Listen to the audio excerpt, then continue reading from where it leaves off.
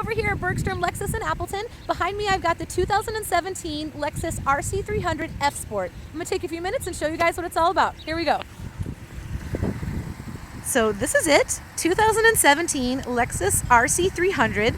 This one is in ultra white pearl and it has the Rioja red interior. So you can see it's very similar to the 2016 model also. The LED wrapped headlights, the F Sport grille, the little chrome wrapped around the fog lights. And the white pearl in this car is really beautiful. You'll kind of see it a little bit more here on the side. These are the F Sport wheels that come with this car specifically. F Sport badging.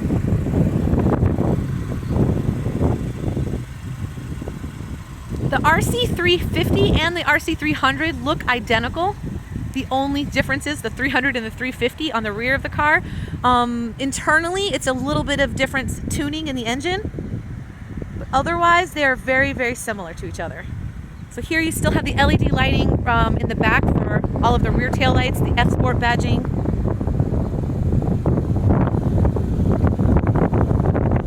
And then here we'll move inside the car and you'll see the red interior, and it has red interior with black accents actually. I'll show you here on the door so you see this a little bit better. So it's the red, it also has black stitching here. Some of the part when it crosses over to the black has red stitching. All of the stitching in this car is done by hand. There's no wood trim in the vehicle. It's all the brushed aluminum. Basically they try to make it look like a carbon fiber kind of interior like that when they do those trim pieces. And then here are the F Sport seats. So all of the seats also have kind of this little extra batting that comes up out of the sides, and it really hugs you into the seat.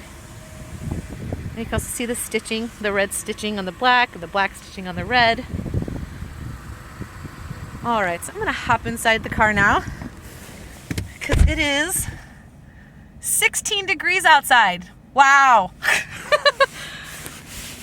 Here are a couple other features in the vehicle. I'm just going to show you down here. The button that's over here on the left, if I can get that to focus in a little bit better, that is the blind spot monitor button where it says BSM on it. And what blind spot does is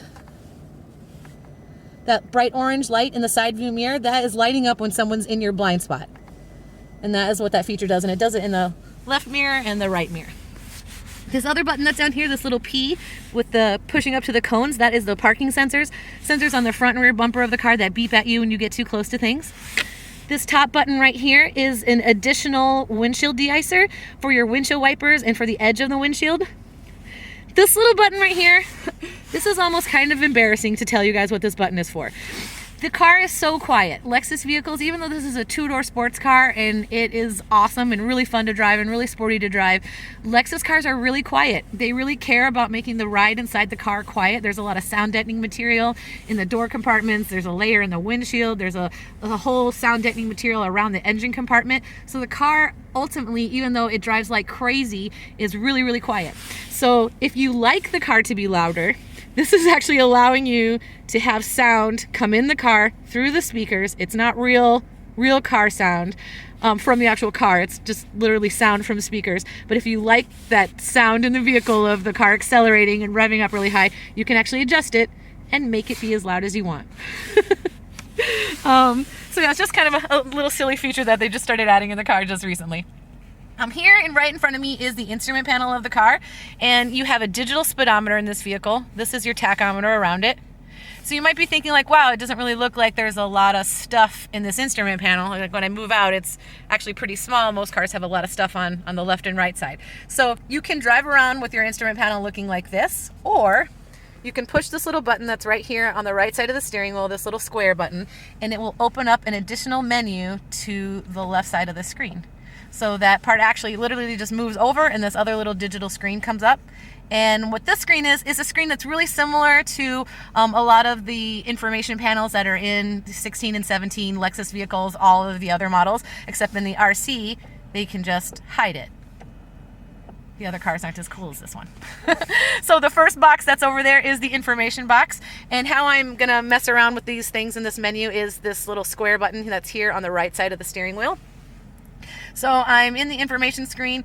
There's a lot of stuff that's in here. How many more miles you can go on the tank of gas you have, tire pressure, what gear you're in. All just when you think about just sorts of information about the vehicle.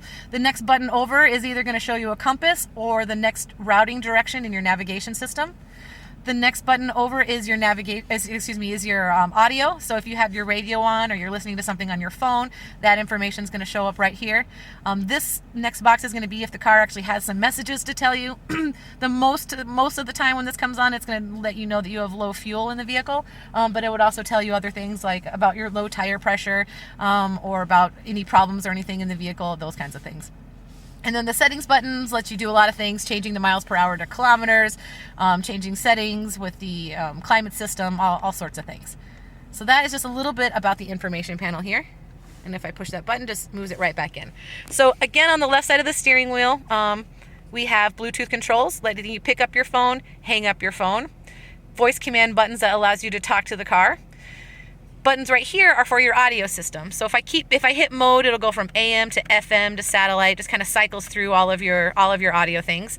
This is volume controls for your radio system, skipping up and down to the next radio station or track on your CD or song on your phone. On this toggle here in the car is your headlights. If you leave it in auto mode, daytime running lights come on in the day, normal headlights come on at night. Over here are your windshield wipers, kind of pretty normal here, and then you've got your intermittent mode that lets you adjust it, speed it up and slow it down. Cruise control, this is the same as it's been in every vehicle since 1989. They have not changed anything with the cruise control. You just push the little button here on the side to turn it on, push the toggle down to set. Every one time you push up on the toggle, it will increase you 1 mile per hour. Every one time you push down on the toggle, it will decrease you 1 mile per hour. This is kind of a wide look of your steering wheel. In this car, it's all a leather wrapped steering wheel with the red stitching on it. Over here, this is your navigation system. And the navigation system obviously is on all the time. You can set it to have different screens. If you want to drive around seeing your radio screen or if you want to drive around actually with the screen off, you can do that as well. When you put the car in reverse, it's going to show that's what's behind you. These little lines, and they actually move when you turn the steering wheel. The analog clock. I love this. Some people hate it. I love it.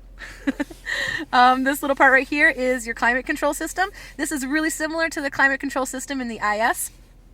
It has the electrostatic controls here.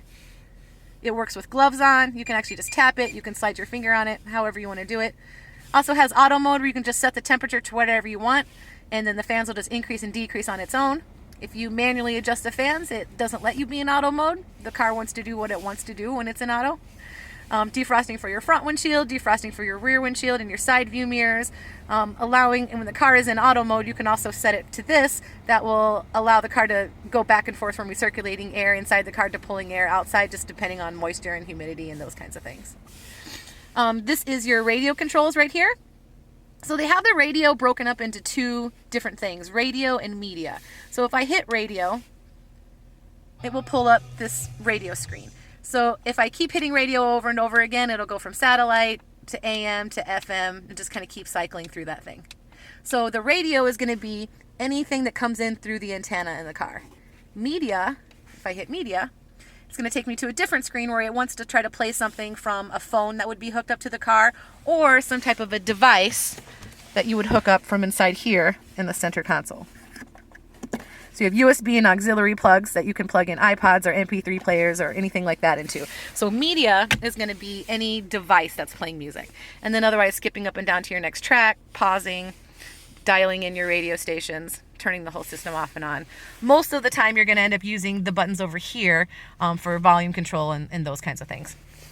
And skipping up and down to your next track. You've got heated seats, air-conditioned seats, and the air-conditioned seats blows air-conditioned air through the perforated holes in the leather. Heated seats and air-conditioned seats also for the passenger side. This little button right here is for a heated steering wheel. That's going to heat up the left and right side of the steering wheel, just the part right here that's got kind of the grooves on it like the seats do. Separate cup holders here. The navigation system in this car is controlled by this touchpad. In some of the other vehicles, there's actually a knob here that you set your hand on and you kind of move around. This is actually like a touchpad, almost like a MacBook. So you just wipe your finger on it like that. It moves the mouse around.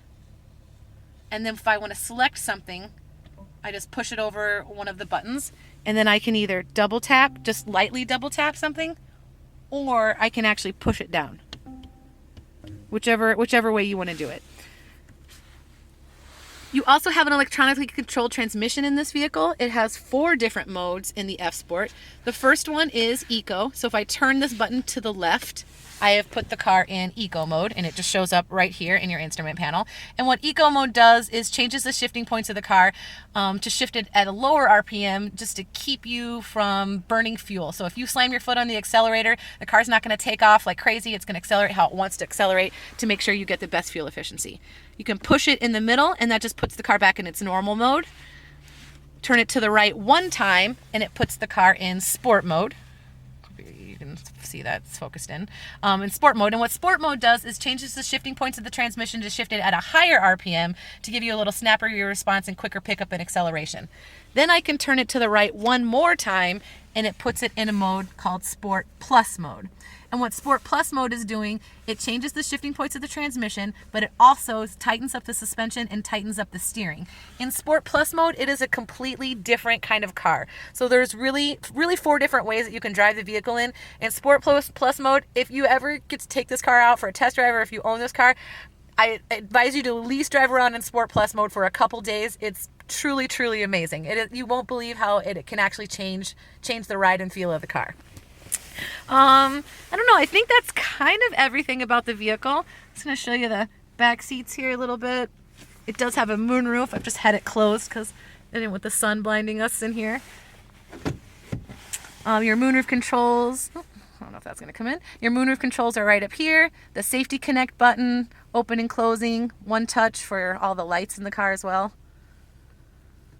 So I think that's probably everything on the car. I may have missed something. If there's something you want to see that I didn't cover, just put it in the comments below and I'll get to it. Thanks for watching. You guys have a great day.